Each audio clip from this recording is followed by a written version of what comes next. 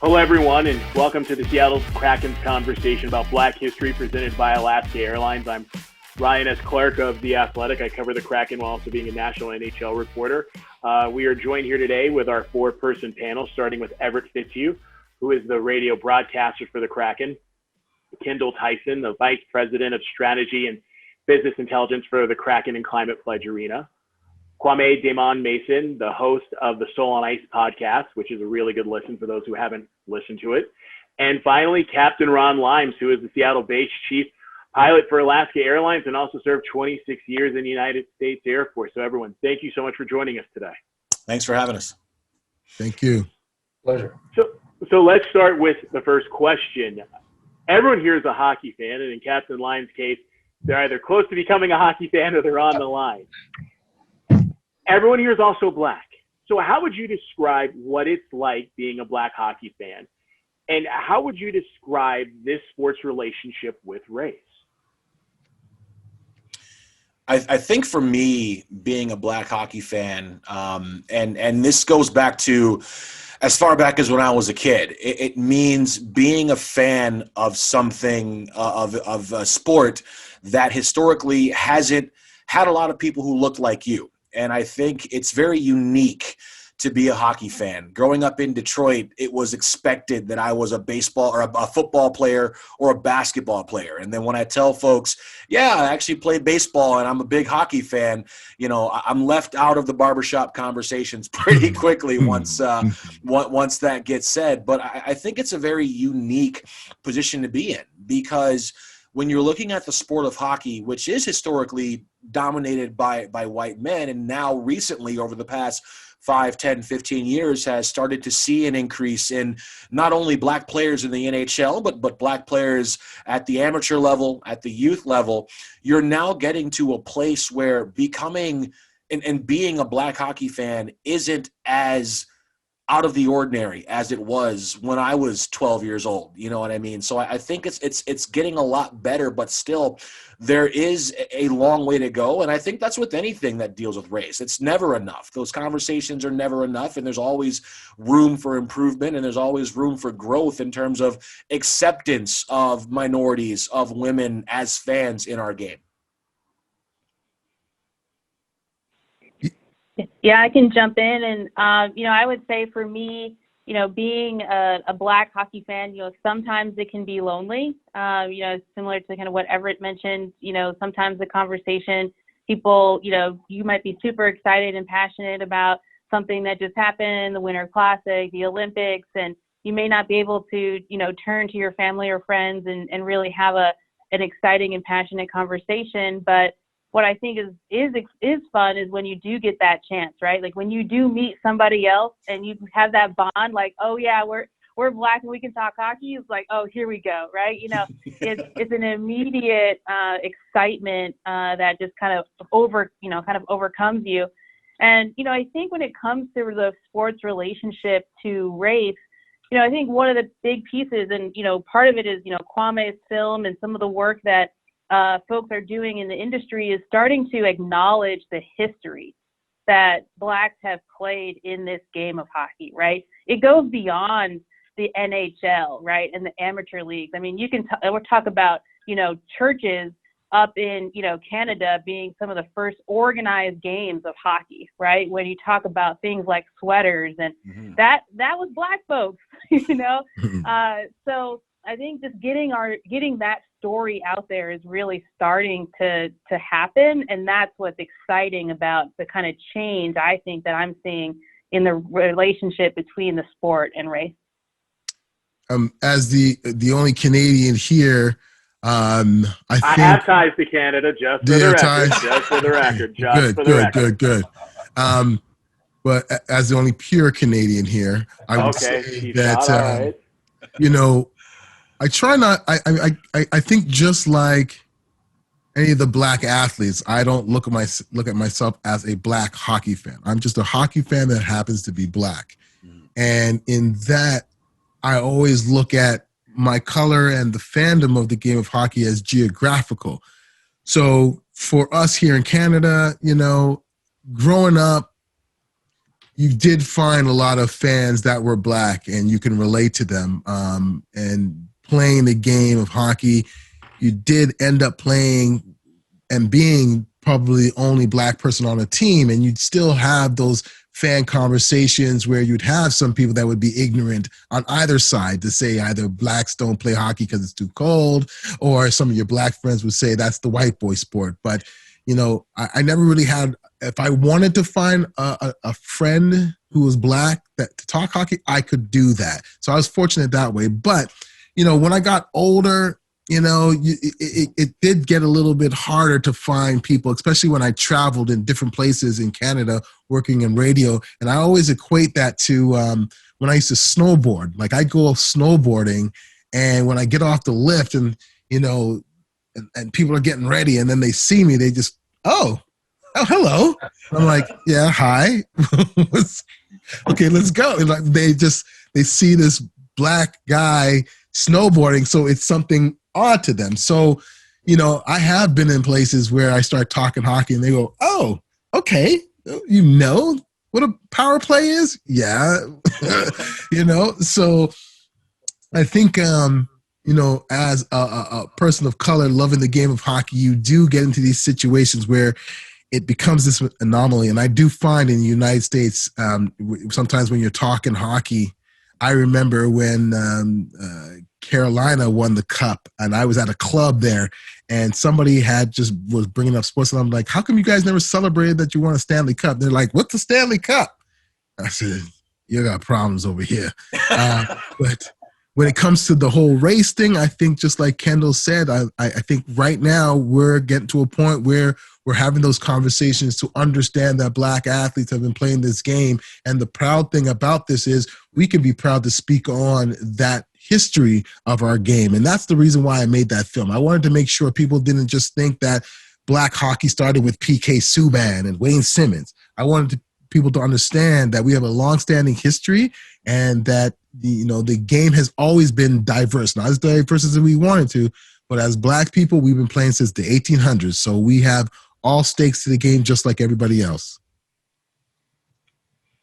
You know, Captain Ron, before you answer, Kwame, I got to ask you this question. Did anyone on the lift mistake you for Shaun White? Don't answer that. Captain Ron. Go for it. I've heard Denzel before, so I try to shrug that one off. You know, I don't really have too much to add to this. You know, I did make a disclaimer that I'm not hockey. You know, I didn't grow up watching hockey. I grew up in New York, in the city, in the Bronx. And it's nothing we did, not until I saw your film last night, Kwame. I watched the whole film. And I was in New York City and had no idea that there were youth hockey leagues. No idea. You know, my mom and dad just didn't expose me to that. I did go to a couple of Rangers games. When I was a teenager, we were on Long Island. That's the era of the Islanders. And I saw all of that, right? But that is my exposure. Now, here in Seattle, thankfully, we're getting a team. That's why we're here. And the excitement among me and my friends is palpable. We can't wait to take part. Seattle needs a boost in the arm, and thankfully the Kraken is going to do that. My airline is very supportive of the Kraken, obviously. And we're so looking forward to it. I'm looking forward to the exposure, the learning. It's fast, it's dynamic. But I have a steep learning curve, and I know that. I'm excited. I know it's interesting hearing Kendall and Kwame both talk about the loneliness sometimes of being a black hockey fan. And that's something that I don't think people realize is as real as it is. And it can be easy to roll your eyes and say, all right, do we have to talk about this? But it goes back to that phrase that we've heard so much, especially these last few years. Representation matters, and people don't understand just how big it is. If you're a woman, if you're a little girl, to see Kamala Harris as now the vice president, letting you know that you can do that. As a black kid, seeing the NHL starting to tackle diversity and seeing more black faces on the ice, it lets you know that there is a place for you in the game. And I think that loneliness is something that we on this call have all felt, maybe not in hockey, but maybe across all different areas of life and professions. We have always felt And we have been, at least once, the only black person in the room, in the conversation, in the position that they're in. And that's something that I don't think we talk enough about, that loneliness that can be felt a lot of times in this position. Sometimes you just can't wait to get home. Yeah. You know? Yeah. Yeah. Yeah. And the lift gets heavy. You know, if you're the only person, you feel responsible, right? So you're carrying this, not just your weight, but the weight of the whole race sometimes on your back, on your shoulders, and you feel like you have to represent it. And it gets heavy sometimes. You get weary. Like you said, Kwame, sometimes you just want to get home just so you can relax and exhale. So with that being said, we talk about the loneliness and the fact that it feels like now maybe we're starting to have these conversations, which is the next segue into our question, actually. We've seen more conversations about race in this sport the last several years, of course. That's really escalated this past summer with what we saw with George Floyd, Breonna Taylor, Ahmaud Arbery, Jacob Blake, and the like. So, I mean, when you think about this, what are items that you've seen, or what are things about these discussions that you find to be promising when it comes to this? And what improvements do you think can be made on this subject? Well, I find it really interesting that the universe, God, Buddha, Allah, whoever you believe in, has a way of putting us in certain situations.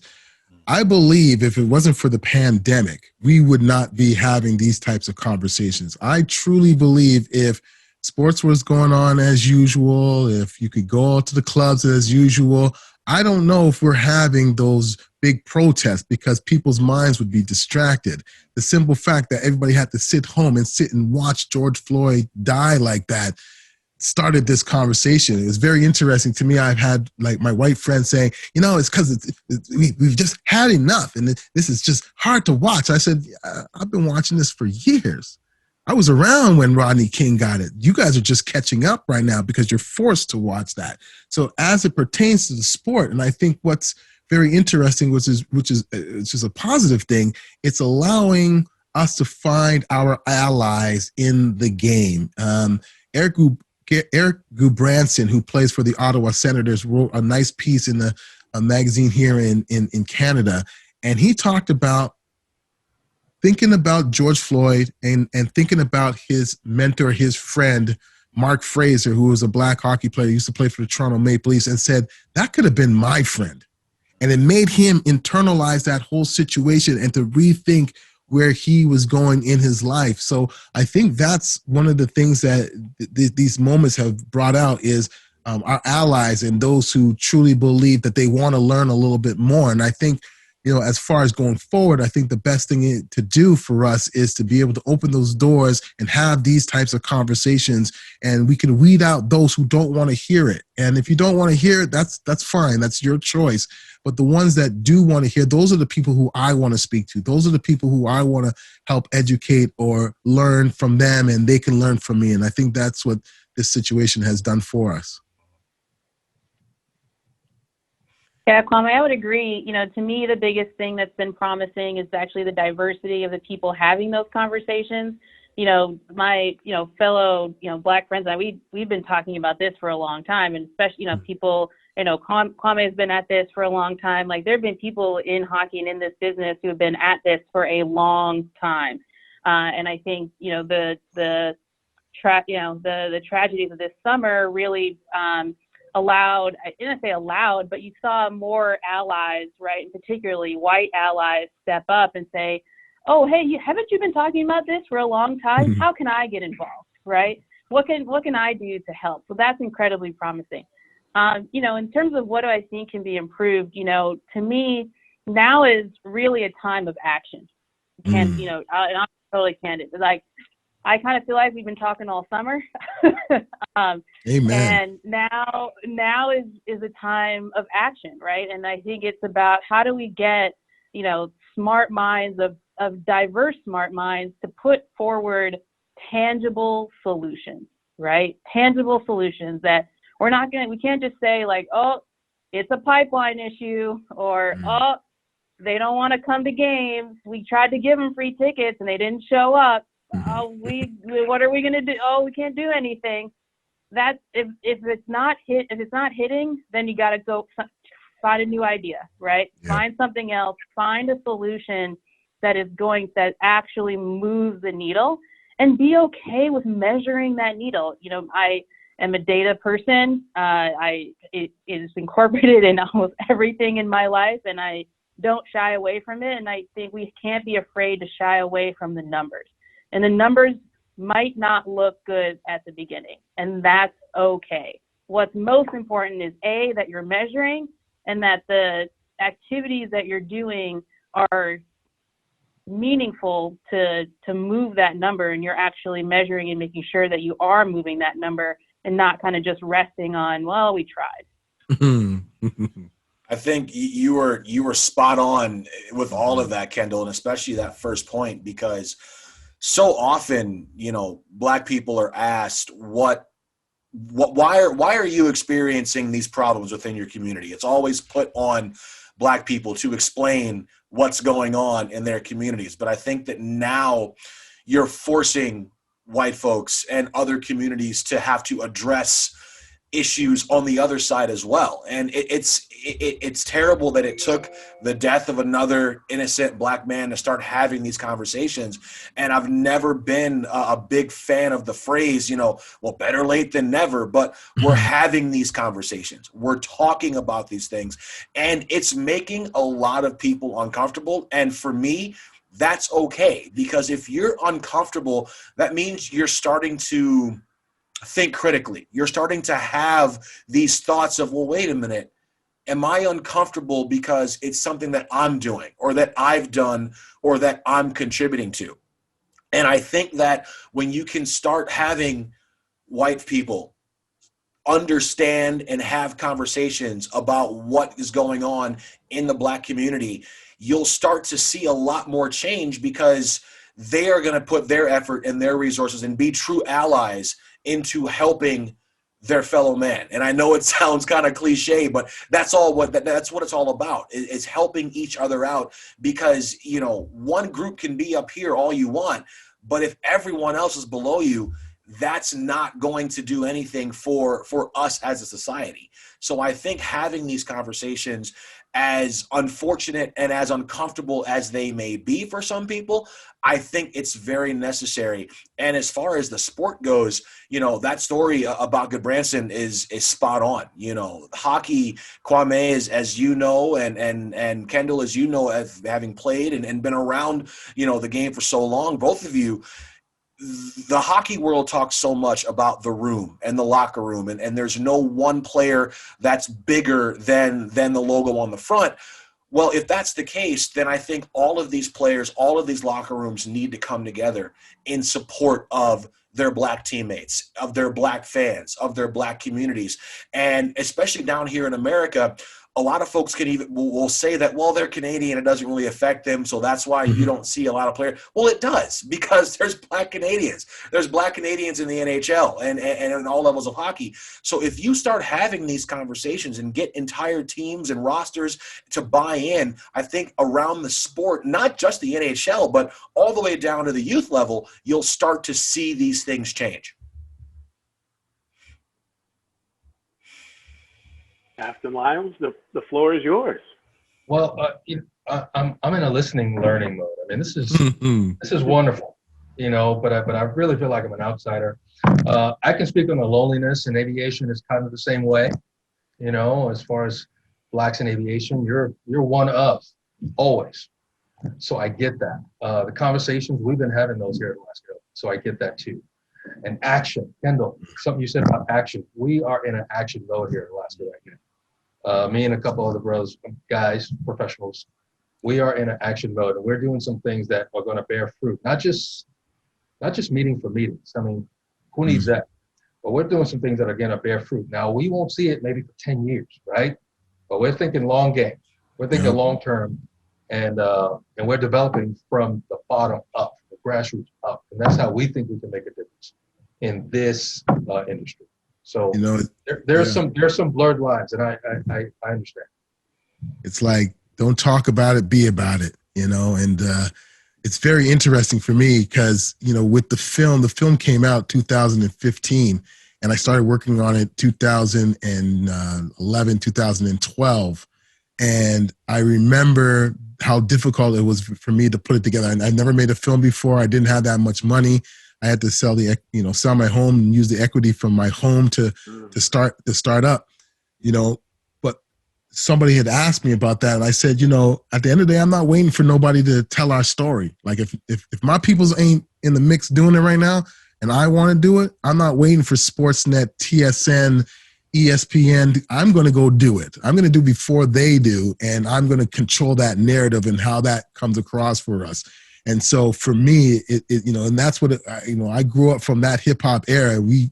That was our slang, don't talk about it, be about it. Like, we don't want to hear you talk, too much talk, as we would say in the West Indies, and so you just got to go and just do it. And so I find it very interesting that where we are right now, there has been a lot of conversations and a lot of airing out of their issues. And I think that's great. But at some certain point, man, let's stop and let's go forward. And I was having this discussion about that just a little while ago, especially when it comes to the media and blacks in hockey. A lot of the stories that are being told is about the pain, and they were called this and they were shut out and everything, and the pain and the pain and the pain of the black people. I'm like, okay, enough now. Let's go. Let's just move on from there and let's work it out and let's make these things. And I always say to my media friends, if you're going to talk about the negative that's happened to us, you better talk about the positive that's happening to us. Talk about the things that we're doing, because when people say, oh, hockey isn't for everyone and what is the NHL doing or what is this and that, and I go, you haven't been paying attention. I've been working with these guys since 2015, going all across America, showing my film, having these discussions, talking to teams, trying to figure out a way to get things started. I mean, I'm not placating to Seattle, but they brought me out there. Like being out in Seattle, February or near March was probably one of the best things I ever did, because I got to see what they were going to do. And now you see the fruits of it. And it's just like you said, Captain Ron, this is not going to happen in 2 or 3 years. But what we are doing, all of us right now, are the ones that are planting the seed for this tree to grow. And I cannot wait. We'll be old and gray. I'll be old and gray. Right. But right. I can't wait to see it, blossom. You see that gray? Oh, man, I don't see any gray up there. I guess we're getting our next question. The thing I'll add is this, to your point, Kwame, about the media. And these are discussions I've had with people at The Athletic and other places, which is when you're asking black people to talk about this, you have to remember you're asking people to talk about tragedy. You're asking people to relive horror.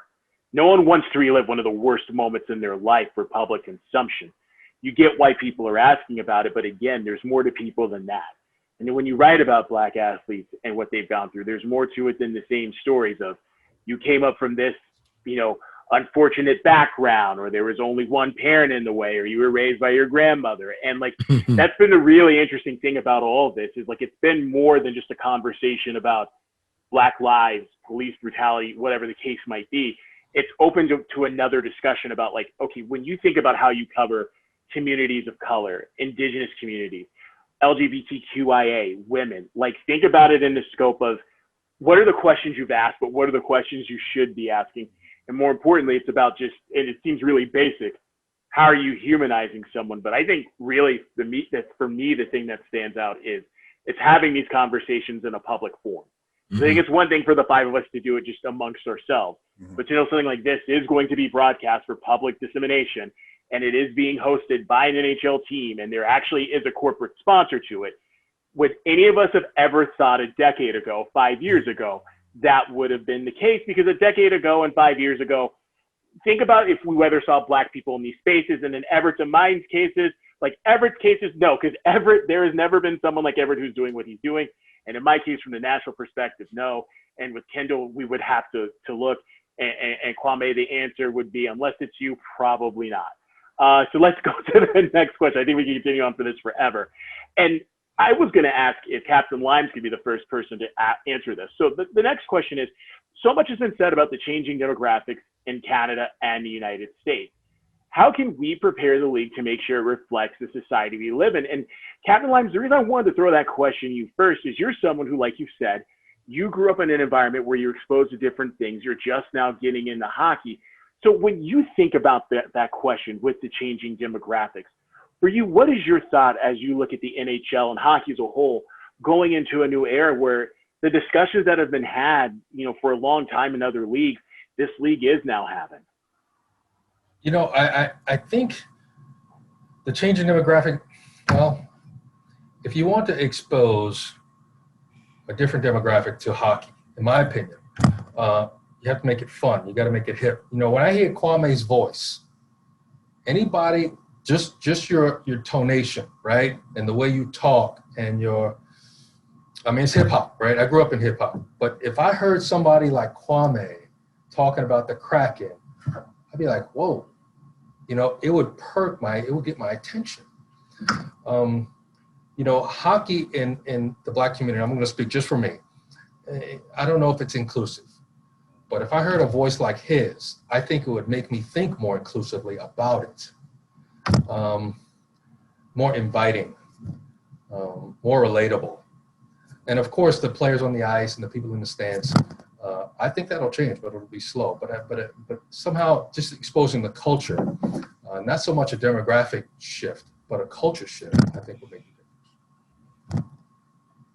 I mean, I think just to add on to that, or to just go in a different direction with the demographic, it's just inevitable what's going to happen. And I think for the teams, they have to understand it from a statistics standpoint, but also from a financial standpoint.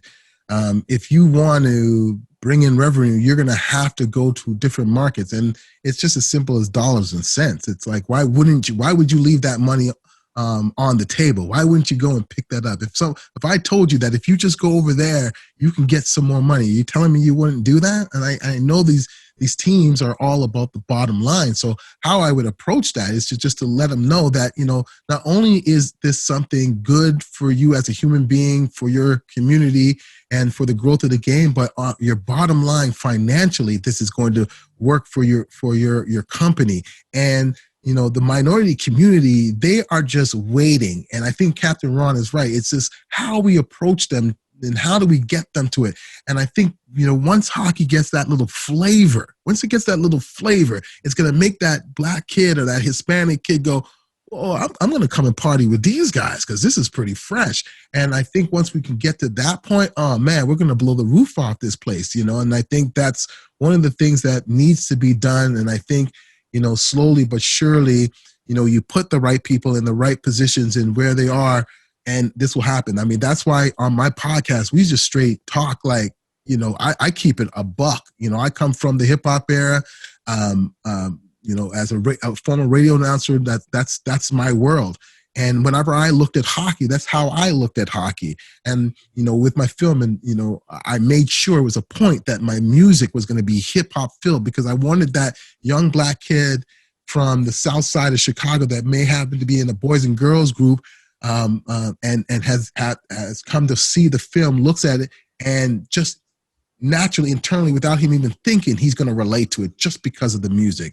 And people don't understand how subliminal things like that are, just like the music. I had a conversation with another team the other night. I said, listen, next time you guys make a promo for your team, take out the music and just put straight hip hop. I'm telling you, it's going to give you a different feel. And they agreed. And so I think Captain Ron is right. And I think for demographics, look at the bottom line, companies and organizations, and you'll see why it's important to go to minority communities.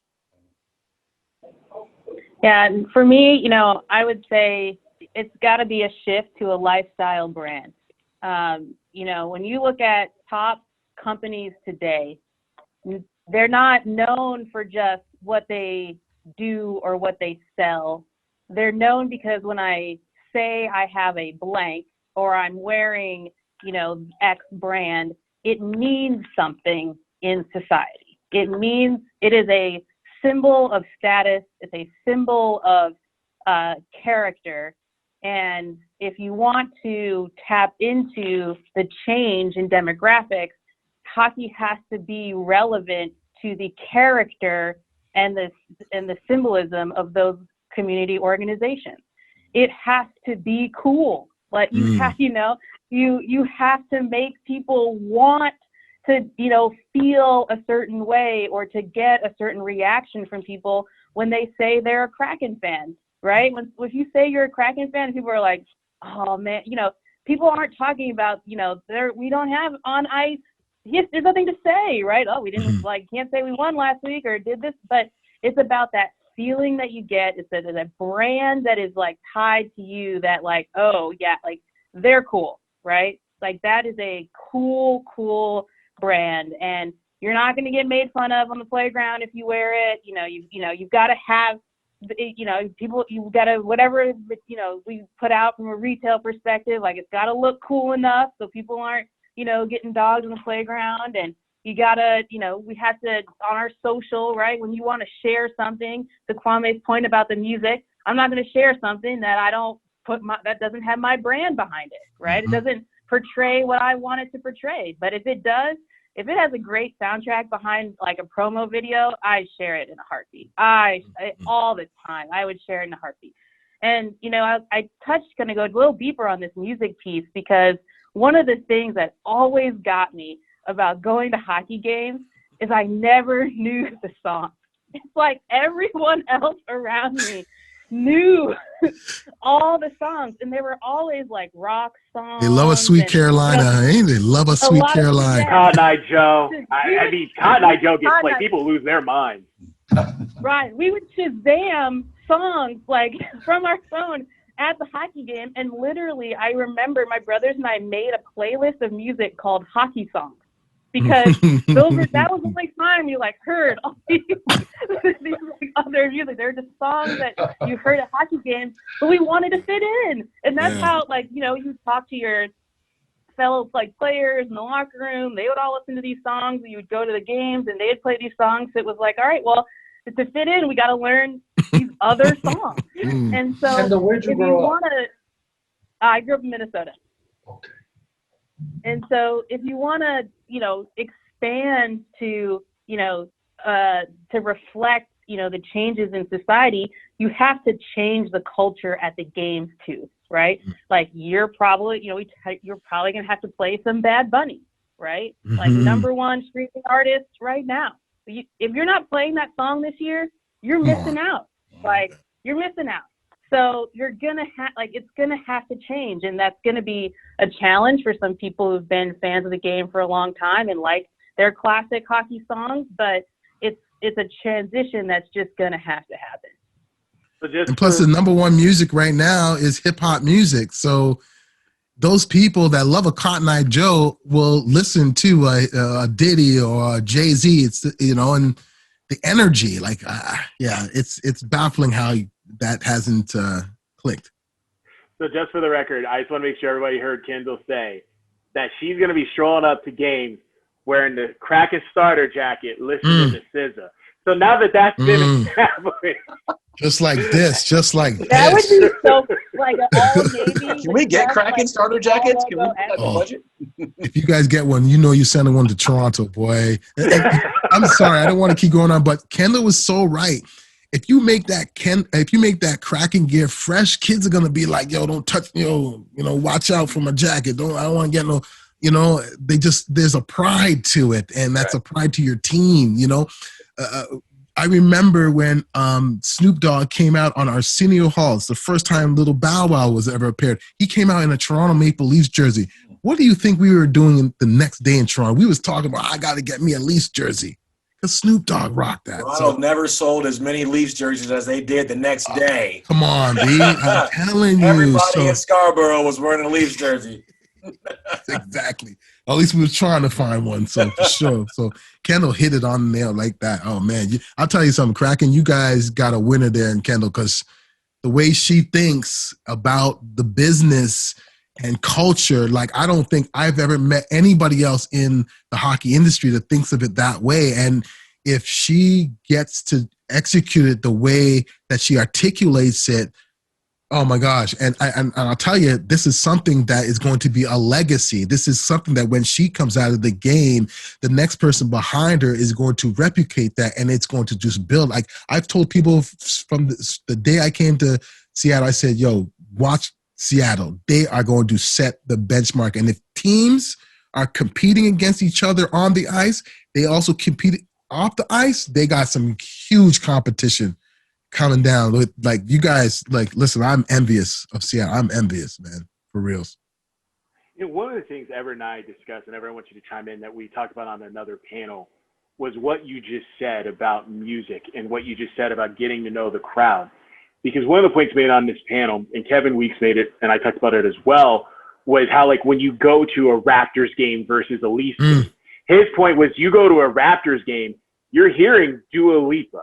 You go to a Leafs game, you're hearing things like Rush. And part of it is because when you look at Toronto, like when people think of the Raptors, it is this sort of new age Toronto that you see on CBC, City TV. You think of Kim's Convenience. It's everybody of every ethnicity at Jurassic Park. But when you go to a Leafs game, it's kind of like people think this is for Burlington, Oakville, and Orangeville. But the thing is, there are people of color who live in Burlington, Oakville, and Orangeville. Like, people of color in Toronto aren't limited just to Toronto. They're limited to Scarborough. Like, they do live in places like Mississauga and Vaughan and Woodbridge and the like. So that said, Everett, we'll turn it over to you.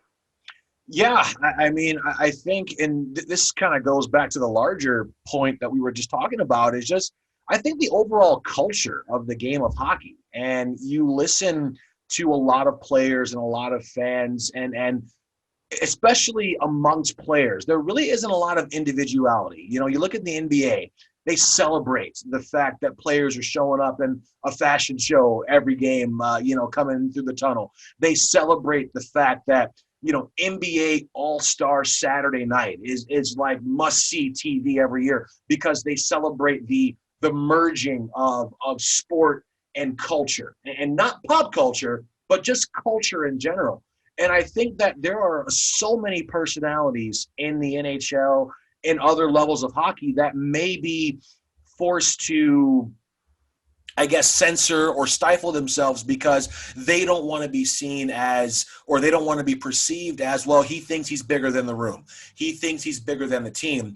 And I think as a sport, sometimes hockey can take a hit because you're looking for people on social media who have those personalities. But I do think that there is some room in the game of hockey for that individuality, to celebrate it, to promote it. And I think that's how you ultimately get younger and you bring in that crowd that you so desperately want as a sport.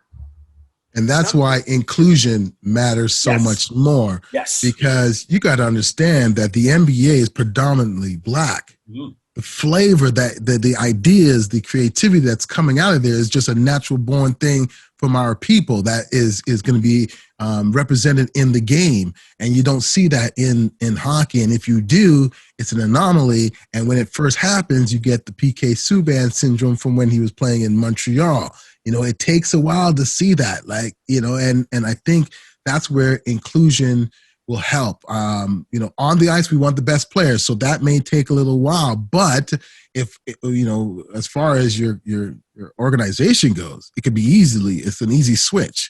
And if you get some young minority kids working in your social media department, in your marketing department, they're coming to you with different ideas. They're going in and they're meeting these hockey players, and they're finding that little thing that, oh, you know what, that is actually pretty cool. You need to just amplify that. Let me help you. And that, again, helps grow the game faster, just like Fitzy has said. And I think, hockey's going to take a little bit, but, it will get there. Well, in this point on this region to the next question, it goes back to another thing Everett has heard me say quite a bit.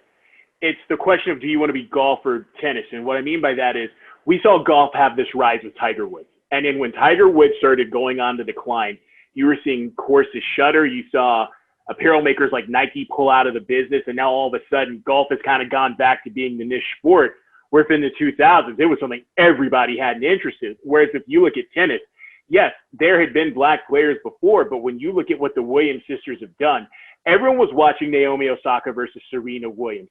We're seeing Sloane Stephens. We're seeing Madison Keys, FAA, Francis Tiafoe, Nick Kyrgios, the whole nine. And like, not only are you seeing that become a thing, but let's face it, how many times have we all been on Black Twitter where people are talking about tennis and they're talking about Naomi and Serena? So there's that. So last two questions we've got, so we only have a little bit of time left, is the first one being, the biggest misconception about being black and hockey is ... what? Black people don't play hockey. Black people's ankles are too small. You got to see Wayne Simmons. If you want to see some small ankles, go tell him that. Go play hockey and then, get on the third line with Wayne Simmons and say, hey, Simmer, your ankles are too small. You're going to get a 2-piece and a biscuit. Thank you for saying that phrase. I feel like sometimes I'm the only one who uses it. So, Kwame, you get the gold star for this conversation. I think Kendall said it. I mean, black people, you're not supposed to like hockey, or would you rather play basketball or football instead? I mean, I grew up in Detroit. I'm 6'3", and my mom wouldn't let me play football because it was too dangerous, and I wasn't coordinated enough to play basketball. So, I was a hockey fan and I was a baseball player, and people were surprised at that. And it's just, as a black person, we're not allowed to like hockey. We're not allowed to watch hockey. Why don't you guys go pick up a basketball or a football? And I think that's a misconception that, there are black hockey fans and there are black folks, a part of the population who legitimately enjoy the game of hockey.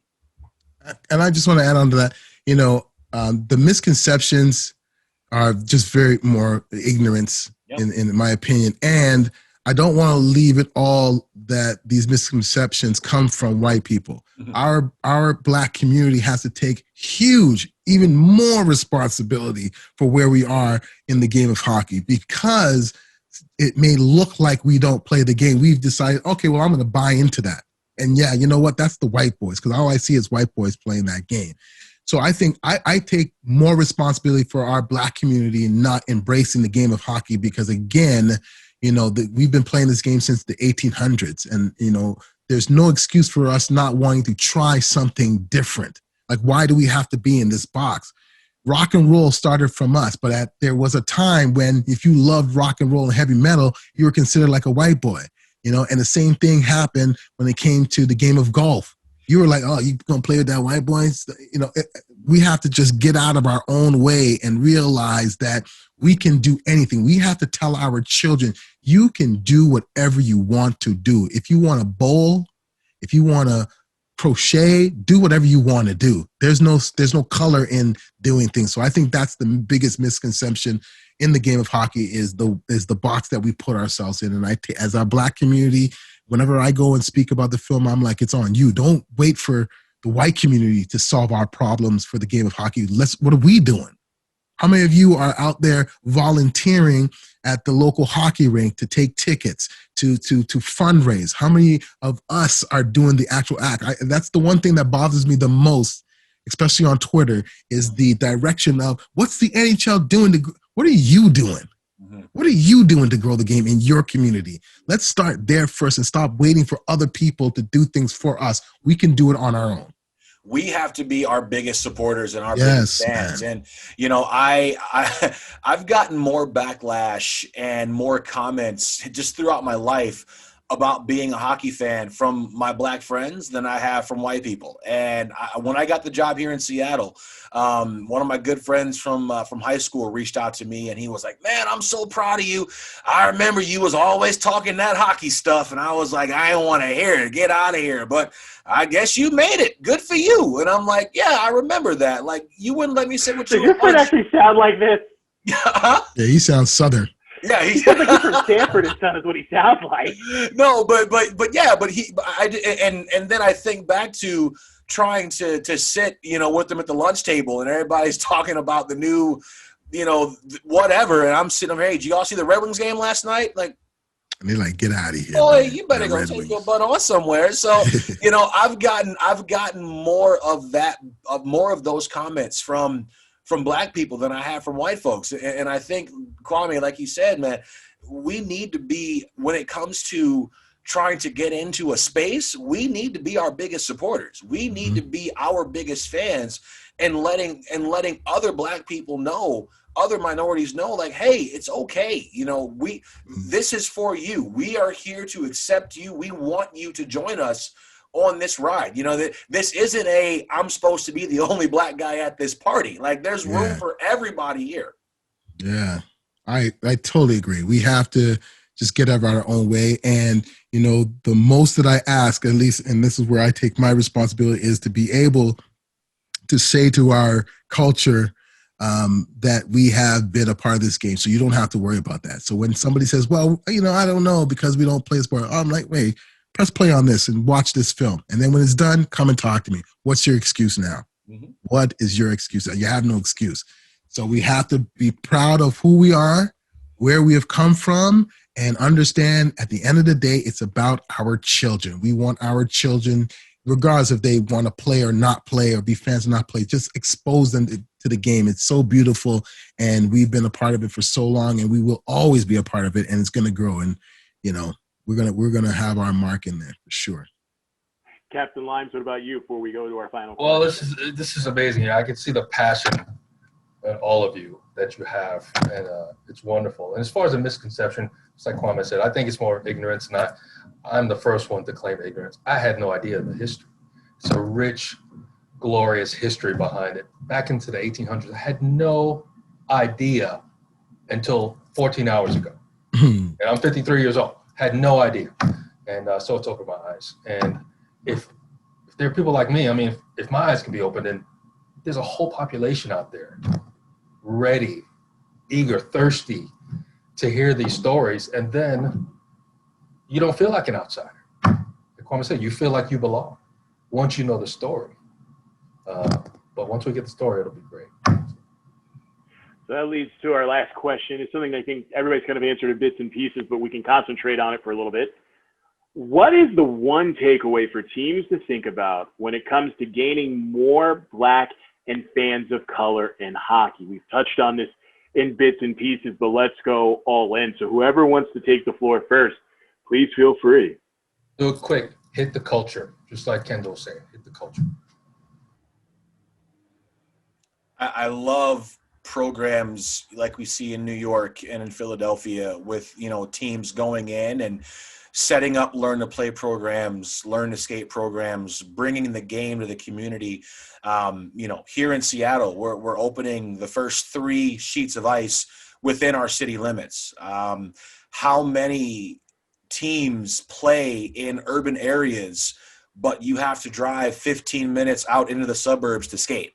I think it's going to those neighborhoods, going to those places that your players, your fans have to drive by every single day just to get to the rink, to get to your stadium, going into those communities and setting up shop and taking the game to them. And I think,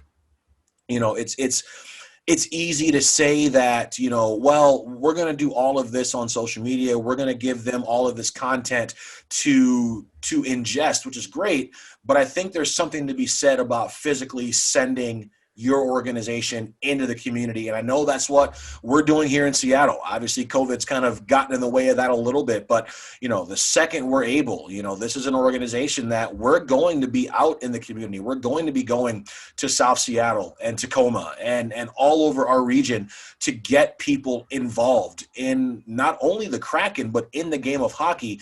And I think teams need to start to consider taking on some of that responsibility as well, getting in their communities, going to these places that are so close to where they play and bringing them on board as well. Yeah, I think for me, it's remembering that sport is not necessarily always has to be played in the exact full game format that is played at the pro level, right? Like when I played basketball with my friends, we never played 4 quarters, 5-on-5, full court, right?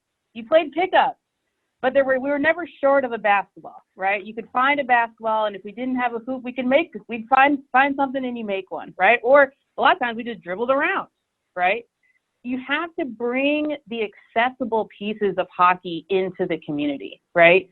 You don't have to, if you want to do a program, it doesn't always have to be on ice, right? Like you can bring sticks and a ball or show people how they can use a broom and a tennis racket, or a broom and a tennis ball to just, stick handle in their kitchen, right? You have to kind of bring those little aspects so that it's not just a one-off thing, right? It's not just we gave tickets to a community, they came to this game one time in their life, and that was it, right? It's got to be kind of long-term investments of how are you going to get sticks and pucks or balls in the hands of these kids so that all summer long while they're outside and someone, comes down the street and they're like, hey, do you want to play? And they're like, what should we do? When they make that decision, it's hey, I just got these 2 hockey sticks, we can just like play out here in the yard. Or, hey, I just got this net and we have 1 stick. You go stand in the goal and I'm going to shoot and then we'll switch, right? Like that's what you want to get to, right? Now does that translate into them, playing, actually learning to skate and eventually playing, a game of hockey on ice? That's step 2 and 3. We'll get there, but fostering like kind of real fandom here in the long term, it's got to be part of the everyday. And that's really where you started to see some of these rises in other sports like tennis and soccer and basketball. It's in the hands of the kids all the time. Mm-hmm. And for me, there's a couple of different angles you can go at it. The fandom Kendall covered it.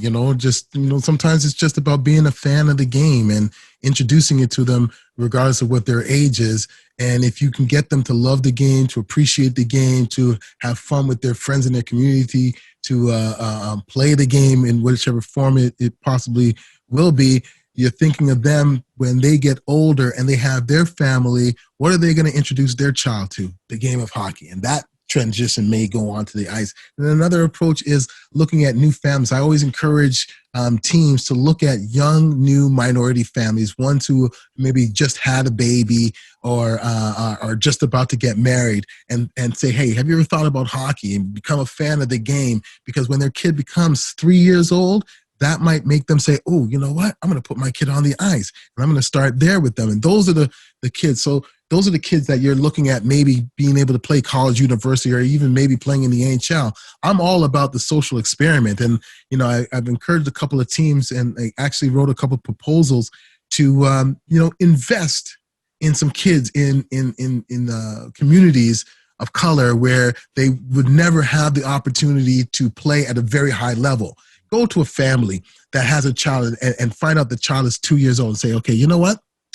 If you will commit to keeping your child in the game, we will support your kid from the age of 3 to the age of 18, whatever you need. As long as this kid wants to play the game of hockey and you help him, we will give you whatever you need to get this kid, the training, everything. You won't have to pay a dime. Take 3 or 4 kids in that. Take 14 years and just see what happens. Again, I'm thinking long-term. I'm not thinking just the next couple of years. I'm thinking investing into the future, because you just never know. Just imagine if somebody saw a young kid named Allen Iverson and said to his parents, let's put him on the ice at the age of 3. Let's see what happens to him. And we will support him financially, because I know you can't afford it, but we'll do that. You would have a phenom in the game. So there's a lot of different ways we can do this. There's a lot of ways of different avenues to fandom, but I think when it comes to the on-ice aspect of it, I think we have to go to the parents first, the new parents that have young kids, to introduce them to getting on the ice. My son, he turned 3 in September. He started skating in October. You got to see him skate now, because I don't play. So the thing going on here is this. It goes back to what everybody said about the long term, but also how do you view that?